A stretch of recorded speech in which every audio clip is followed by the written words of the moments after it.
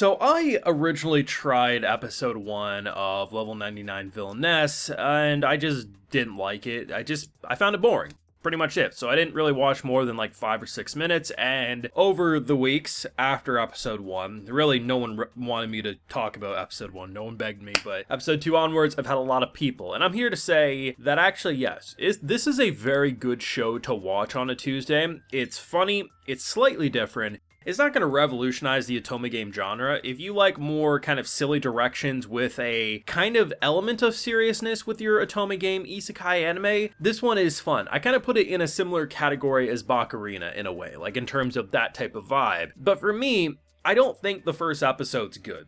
In fact, after I saw the quality of episode 2, I disliked episode 1 more. And before people raise their pitchforks, listen, I recommend this show. I just think this show shouldn't be judged based on episode 1, because episode 1, even though I kind of see the idea of what they were going for, the execution falls flat on its face. The first 10 minutes or so is like the most generic visual novel intro, because it's literally the visual novel of this MC going to school, here's her harem routes, and then they're like, okay, yeah, and then here's a real MC, Truck-kun isekai'd her, now we're gonna start going. But it's episode 2 onwards where the show finds its groove, because Yumilia as a character steals the show, because she's in a visual novel, and they treat it as such. A majority of who she interacts with feel like generic, stereotypical, cardboard cutout personalities. Here's 3 dudes who all want to bang who's supposed to be the MC. MC's super sweet and nice, she's the light magic user, she'll eventually kill the demon lord, and then, oh, what's this? Yumilia's the hidden boss. It's written as a generic visual novel. But there are some characters.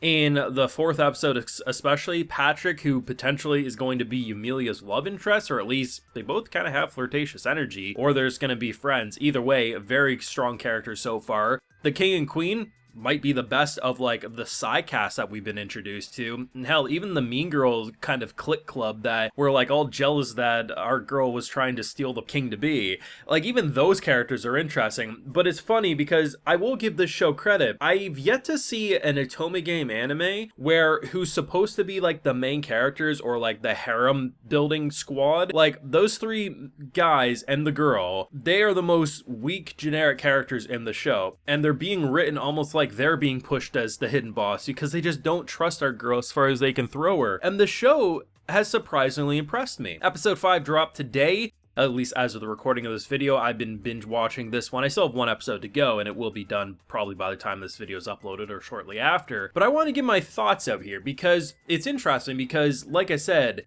when the first episode dropped, I tried it, didn't really feel much. No one begged me to watch it. Episode 2 comes out, people start begging me, and over the weeks, I've had more and more people. Will I keep covering this one on the channel? I mean, I wouldn't mind to. It would work on a Tuesday, but you gotta let me know if the demand's there, because I'm not gonna do something unless there's actually a demand for it, because there's too much damn anime to watch. The one thing I'll give praise for this one, it airs on a Tuesday. I'm literally watching nothing on Tuesdays other than this right now, at least in terms of new airing shows. I'm obviously playing catch up with things. So if you're like me, you want to fill a spot with something that's good, it kind of went from whatever to junk food to something I'm actually excited to see more of, give this one a shot. I do think 7th Time Loop is the best Villainess show of the season, no questions asked, because it's completely different. But if you're looking for something a little more okay, familiar, bit of comedy without being a joke. I mean, the MC for this show, she steals the show. Like, she's just, her voice actor is so good at this kind of dry personality who's actually pretty charismatic at the end of the day. I see potential with this one. Now, I do have full live reactions to these episodes over on my Patreon. We will be watching it every single week as it airs. And like I said, if you want to see me cover this one on YouTube going forward, I can. You just gotta let me know. Drop a bunch of those likes, let me know in the comments, and if the video does well enough, we might do a video next week as well. Now,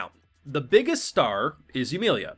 No questions asked. By episodes 3 and 4, the King and the Queen and Patrick definitely are characters I'm excited to see more of. And I think as silly as some of the situations are, the general response to Yumilia as a character is logical. Like, it can be infuriating because obviously I don't want to see anyone talk most of the time other than her. But when you summon a giant black hole in the sky that almost sucks up the heaven and earth, it's understandable why maybe who's supposed to be the MC in the show, who's now pushed into supporting cast territory, is saying, you look like goddamn Satan to me and you're the demon lord. Makes sense. It really does. You can't say it doesn't. But it's funny because the way the Otome game's supposed to go is that her and the three dudes, they go fight the Demon Lord, defeat the Demon Lord, and then here's the hidden boss, that being Emilia. Now, Emilia is pretty much recruited to go defeat the Demon Lord, and honestly, the more we get deeper and deeper into this, the more I have to wonder, are we just gonna, like, corrupt the original party so much that they become the hidden boss?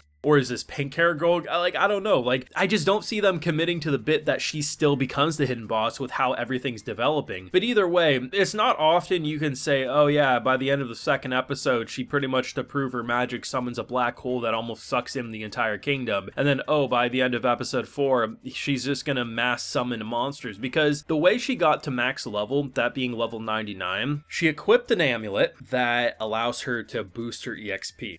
Doesn't really seem that crazy, but hear me out, because then she uses at like the age of 6 this monster summoning flu and spawn kills, just endless grinding to get to max level. The fact that the knight of their world, who's level 60, apparently the strongest that they know of up until her, was like, yeah, I would never do that because the amulet I wear stops me from having a death blow. I'd be too scared to do that. Doesn't make him a pussy. Doesn't make him someone you think, oh, what? No, he's logical because this ain't no game. This ain't no do-overs. Who the hell would be dumb enough to, yeah, and like her logic is, make sure you go for the things that attack real hard but have no defense. Because they're not going to attack you anyway, but it'll make it easier so you can, it's like, okay. And then by the end of episode 4, she forces these students to just endlessly, and it feels dirty because by the time of like the second summoning, she then starts binding them and says, yeah, just stab them and you can, it's like, okay, this doesn't really feel like proper hunting anymore. And the fact that you can't say she didn't learn because this Patrick dude's like, hey, listen, you can't just like summon it, you have to give warning.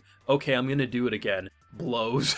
It's like, she's a slave master, man. She's trying to get the army up to where they need to be level-wise, but at the same time, she's a goddamn tyrant. And there's something about the charm of her as a character, and I think it mainly comes down to her voice actor. Now, here's the thing. I'm sure the source material does a lot of the heavy lifting too, because the source material comes out, people like the story. But for me, I don't think I would have the same level of enjoyment reading this show. And I think it really does come down to Emilia's voice actor, because here's the thing. This show's production isn't anything really to write home about. There is some god-awful 3D.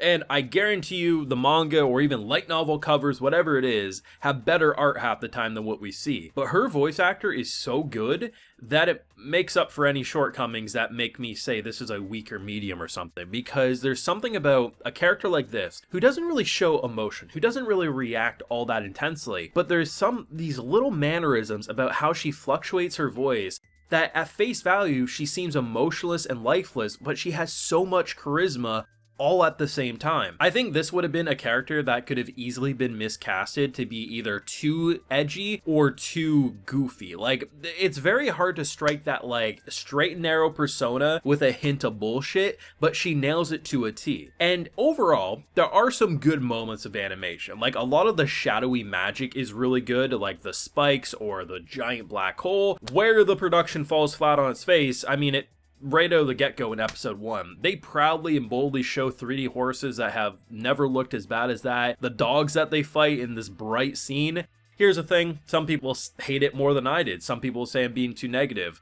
It's god-awful 3D. It is. Like, with the level of 3D they were showing, I would have preferred static images with those dogs, but that's just me. General look of the world, the architecture, the building designs, the clothing, the character models, I like all that, and the goofy, almost Bocce the Rock style comedy direction they sometimes pull. There is some good charm there. But overall, it's like, it's an interesting one because there's these elements that, like, I really find interesting. Like, the idea of how the king looks at the dark magic, right? He's like, listen, yeah, maybe because it's so limited over time, opinion got skewed, but it's the same as any of the 4 elements or light magic. Seriously, we go from literally the fake-ass Dumbledore trying to expel her to the king and queen pretty much immediately bolstering her up, being like, she's actually pretty impressive. The fact that when the knight who's trying to determine her level to make sure she's actually telling the truth, she had enough time to think and bow down to dodge rather than reflectively, you know, deflect an attack or something. There's a lot of these elements and these little moments, especially with 3 and 4, but episode 2 onwards, this show found its groove. And, you know, everyone has different opinions on how long to give a show. For me, if I don't like something, I stop watching it.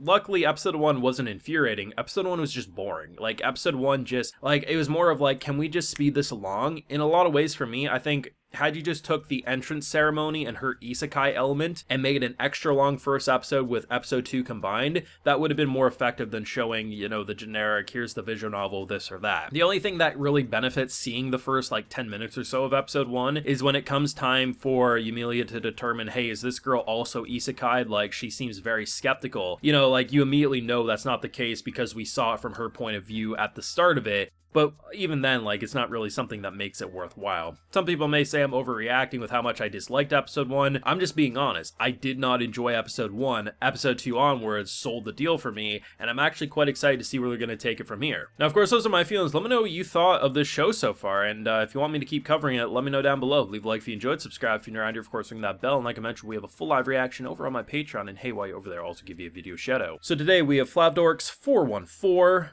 Wen2X, Drift, Ukondo Ethany, Andrew Hageman, and Chu Zhao Lan. So I appreciate the support, everyone. Please take care and have a good one.